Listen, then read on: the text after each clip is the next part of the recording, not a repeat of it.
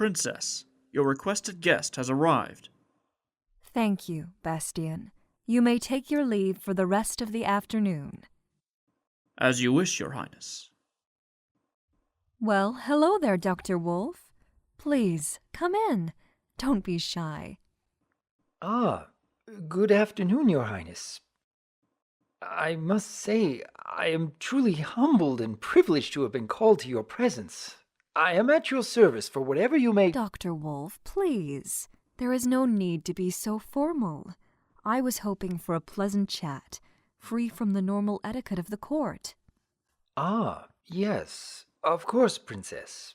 Still, I was surprised to have received your summons yesterday.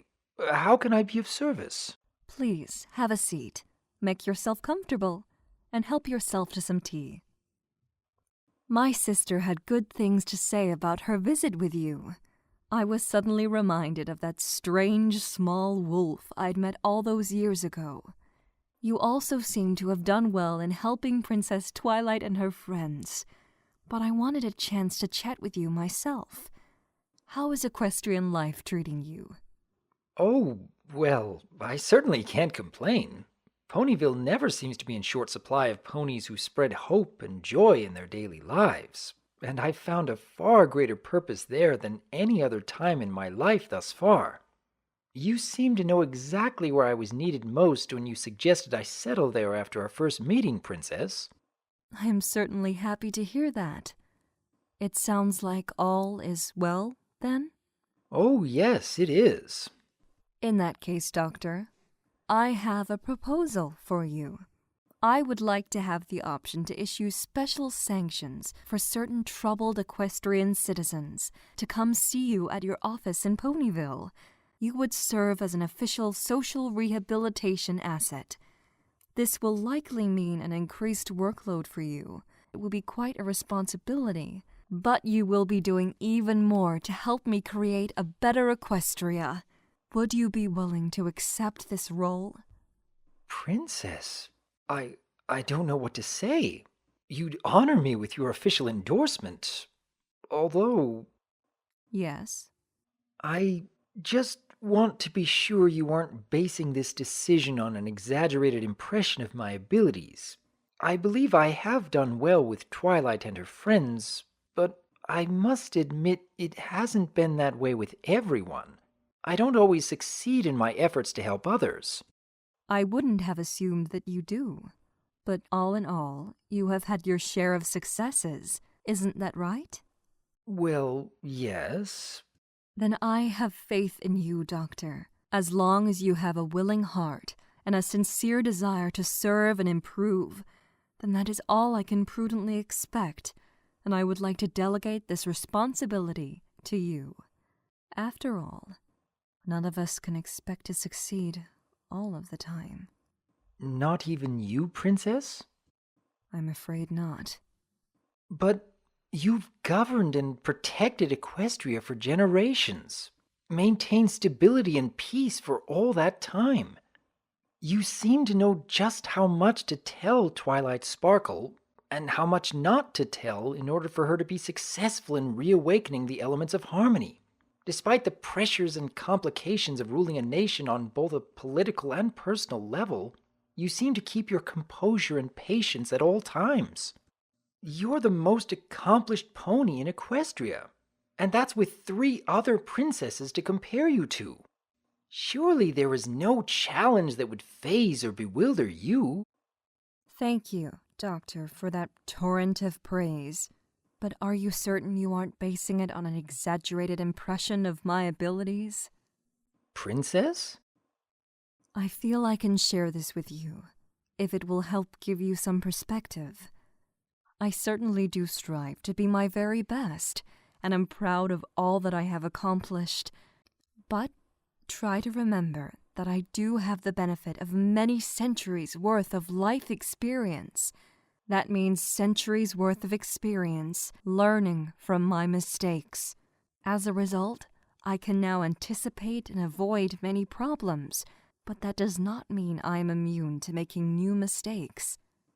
I suppose that would be the case. The truth is, I often wish ponies would not expect me to be perfect at all times. Honestly, I can no more live up to that standard than any pony else. I must admit, I hadn't really considered that in your case. I suppose that feels like a lot of pressure to live under. When ponies hang on your every word, expecting you to have all the answers, all the solutions to every problem, it can be a tiring image to uphold. But I must uphold it, lest the morale of my subjects waver. For the longest time, I was the only princess left in a position to take charge of Equestria and its citizens. Everyone has placed their absolute trust and confidence in me for generations, but that does not mean I have been free of my own doubts. That sounds quite difficult.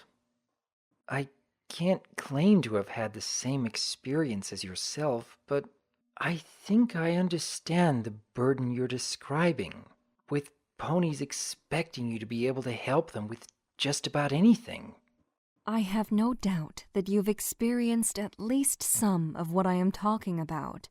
It happens to all of us who dedicate ourselves to the service of others. Sometimes there is little concern left over for ourselves, and even then, we can still falter, like I did with Sunset Shimmer. One of your former students before Twilight, correct? Yes. She was a truly gifted student, intelligent and talented, but also impatient and headstrong. She needed more guidance and patience than I was able to provide for her. I still had to run the country after all, but I could have been more attuned to the fact that her needs were not being met. I didn't realize until it was too late just how frustrated and resentful she had become. She not only abandoned her studies under me, but she left Equestria entirely. For a long while, I never knew what became of her. Thankfully, Twilight, faithful student that she was, managed to help Sunset find her way again and rectify my past mistake. If you don't mind my saying, Princess, you were hardly the only one who made mistakes in that case. In fact, I'm sure you did most everything you could. But you can't be expected to control all circumstances or the choices of others. Thank you, Doctor. I know that. But still, the feeling is there. There is always the question of what I might have done better. In what way was it a failing on my own part? To a degree, these are healthy questions to ask for self-improvement, but they can also weigh heavily on your heart. And that was only one of my lesser blunders. My greatest lapse of all remains the neglect I showed my sister in her time of sorrow 1,000 years ago. Oh, I see.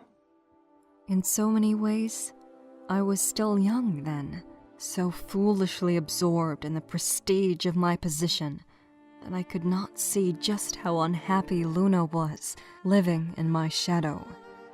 I never could have predicted that she would fall so far in her jealousy. If I had been paying more attention to the warning signs, I could have helped her work through that turmoil. I could have made reasonable compromises. I could have listened more. Instead, I was forced to banish my sister to the moon for so very long. I know you both have regrets about those events, but it is good you now have a second chance to do better.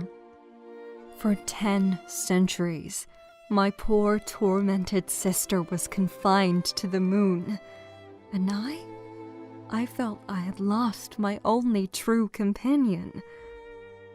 It was only after her banishment that I came to realize just how alone I was without her. You felt alone?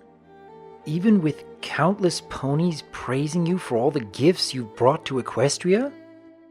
You might be surprised at the difficulty of finding true friendship when the whole world adores you implicitly. It's ironic how isolating that can be.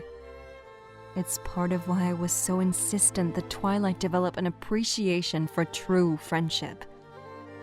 That makes a surprising amount of sense, actually. But at the same time, are you saying that aside from your sister Luna, have you never had any pony you could truly call friend? Oh, Doctor, I said it was difficult, but not impossible. There have been exceptions to the rule. A small minority of ponies have had the character and insight to look past my princess title and see the real flawed pony that they could truly relate to.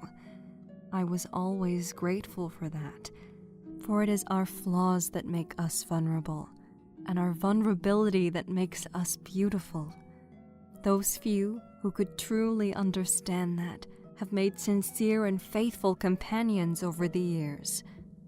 But, of course, those few dear friends could never stay with me for very long. At least, not from my perspective. I suppose that would be difficult as well. But now that your sister has returned, she can make such companionship more of a constant for you. Her return was a true blessing for me, and her long absence a deep suffering for us both. I took her for granted before, which is why I always try to be aware of possible mistakes that could bring such consequences again. I suppose I've always suspected you'd be harboring feelings like this, given what happened. But it's very meaningful to actually hear you discuss it so frankly, and I thank you for that. I think your response to it all was as healthy and constructive as any pony could expect.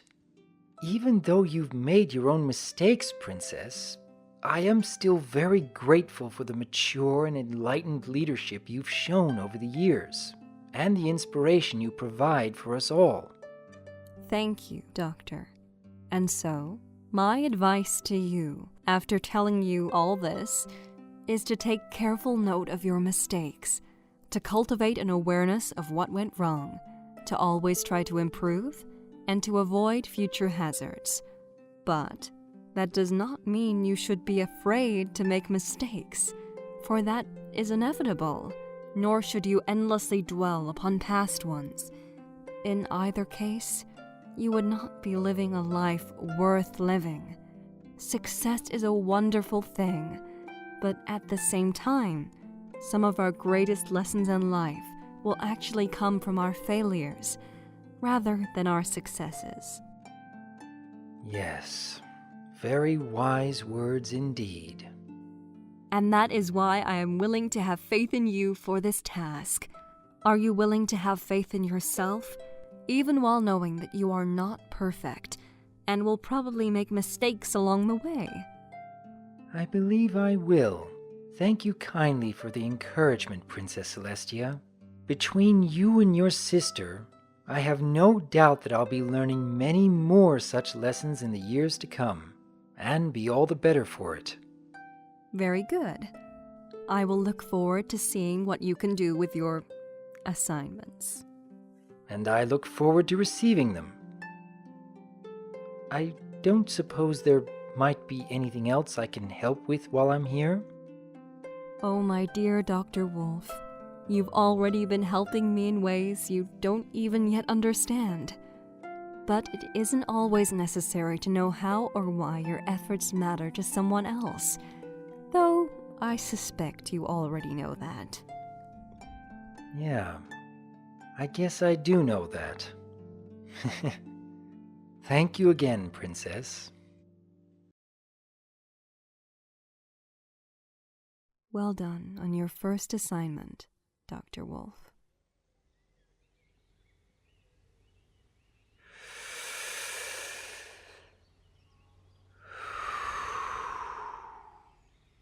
It's good to be helping.